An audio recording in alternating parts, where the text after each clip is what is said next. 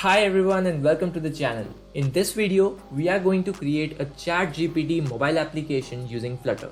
We may also be able to log into our ChatGPT account using Google Sign-in and other accounts as well.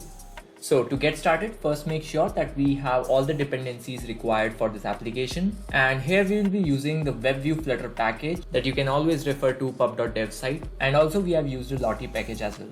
So back to our main code. Here inside our run app, we have a material app named as MyApp, and MyApp extends a stateful widget which will basically implement our functionality. And inside our initState method, we need to enable the virtual display. So if our platform is Android application, then we'll just be rendering the Android web view.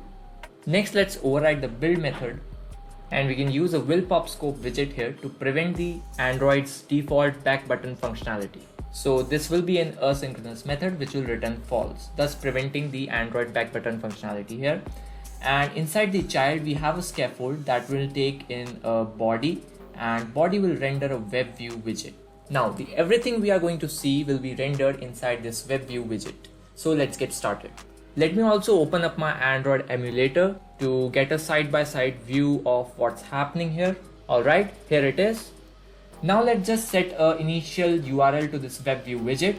So web view, you can basically see, takes a string initial URL. So we'll just write initial URL property, and here we'll just pass the web URL. So you need to copy the web URL from the ChatGPT's website, which is chat.openai.com. And also let me start a new terminal so I can run the Flutter command to start this emulator. Just type in Flutter run. While it's getting installed, please make sure that you subscribe to the channel and hit the like button. And it's getting installed.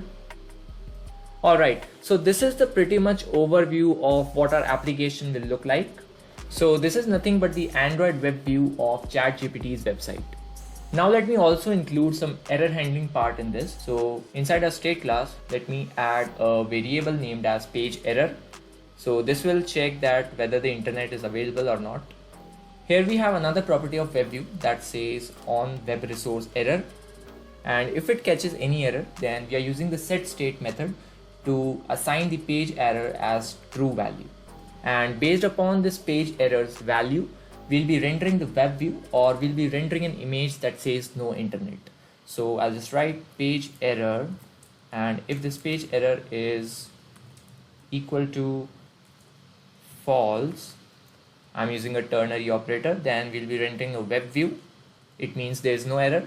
And if it is true, that means in case of any error, we'll be rendering our image. So I'll just write center, give it a child property, and we'll display an asset image that says lottie.asset. Let us also import this Lottie package here. Alright, so now if you try to log into your device, and I click on login, and this is not working, neither the login button, neither the sign up button. So the problem here is we are not able to access the JavaScript inside of this application. For that, we have to set up a JavaScript mode inside our web view. And for that, you will write that JavaScript mode, and this will be JavaScript mode.unrestricted. And now if I try to restart my application and click on login, now it should work, I guess. And yes, this is what we were expecting. So here you can enter your email address and password of your official ChatGPT's account. But if you want to sign in through Microsoft or Google or Apple, then here is one problem. Let me just continue with Google here. So I click on Google,